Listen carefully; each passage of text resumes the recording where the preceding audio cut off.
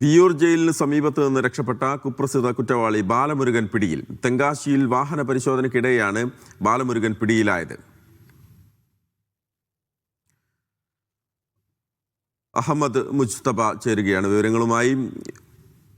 മുസ്തഫ, എങ്ങനെയാണ് ഈ ബാലമുരുകനെ പിടികൂടിയത്? വാഹന പരിശോധനയ്ക്കിടെയാണ് എന്ന് പറയുന്നു. ബാലമുരുകൻ രക്ഷപ്പെട്ടത് എങ്ങനെയായിരുന്നു? അദ്ദേഹത്തെ പിടികൂടിയാൽ ബാലമുരുകനെ പിടികൂടാനുണ്ടായ ഒരു നീക്കം എങ്ങനെയായിരുന്നു? മഹേഷ്, തമിഴ്നാട് കോടതിയിൽ ഹാജരാക്കി തിരികെ വിയ്യൂർ ജയിലിലേക്ക് കൊണ്ടുവരുന്നതിനിടെയാണ് ഈ ബാലമുരുകൻ പോലീസിന്റെ കണ്ണുവെട്ടിച്ച് രക്ഷപ്പെട്ടത്. 1.5 മാസം മുമ്പ് ഈ തമിഴ്നാട് പോലീസിന്റെ വാഹനത്തിൽ നിന്ന് ഇയാൾ ഇറങ്ങി ഓടി രക്ഷപ്പെടുകയായിരുന്നു.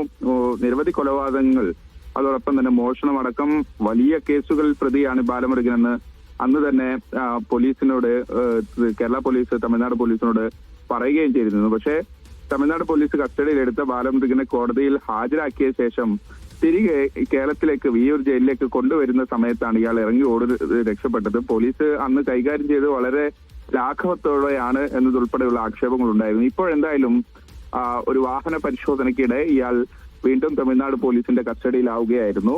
അങ്ങനെ വളരെ വിശദമായി ഈ വിയ്യൂർ ജയിലിൽ നിന്ന് രക്ഷപ്പെട്ട പശ്ചാത്തലം ഒക്കെ ചൂണ്ടിക്കാണിച്ച് ഏറെ നേരം ഇത് വെരിഫൈ ചെയ്തതിന് ശേഷമാണ് ഇപ്പോൾ അവിടെ മറ്റു നടപടിയിലേക്ക് പോലീസ് പോകുന്നത്.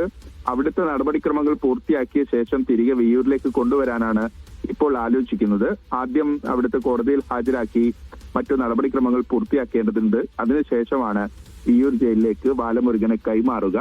എന്തായാലും നേരത്തെ നമ്മൾ സൂചിപ്പിച്ചതുപോലെ കൊലപാതകങ്ങൾ, മോഷണ കേസുകൾ, മറ്റു പിടിച്ചുപറി ഉൾപ്പെടെയുള്ള നിരവധി 50-ലേറെ കേസുകളുടെ പ്രതിയാണ് ബാലമുരുകൻ.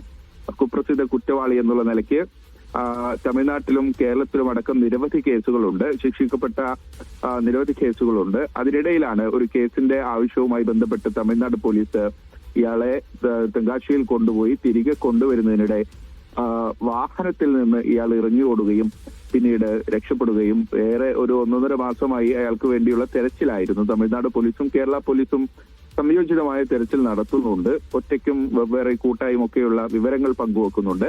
അതിനിടയിലാണ് ഇപ്പോൾ ഈ തമിഴ്നാട് പോലീസ് ഒരു വാഹന പരിശോധന നടത്തുന്നതിനിടെ ഇയാൾ പിടിയിലായിരിക്കുന്നത്. കൂടുതൽ വിവരങ്ങൾ ലഭ്യമാകേണ്ടതുണ്ട്.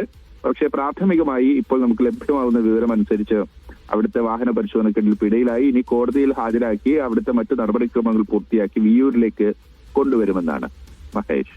ഓക്കെ മുസ്തഫ, കൊടും കുറ്റവാളി ബാലമുരുകൻ തമിഴ്നാട്ടിൽ പോലീസിന്റെ പിടിയിലായിരിക്കുന്നു. തെങ്കാശിയിൽ വാഹന പരിശോധനയ്ക്കിടയിലാണ് ബാലമുരുകനെ തമിഴ്നാട് പോലീസ് പിടികൂടിയത്. അവിടെ കോടതിയിൽ ഹാജരാക്കിയ ശേഷം കേരള പോലീസിന് കൈമാറുന്നത് ഉൾപ്പെടെയുള്ള നടപടിക്രമങ്ങളിലേക്ക് പോകുമെന്നാണ് മുസ്തഫ പറയുന്നത്.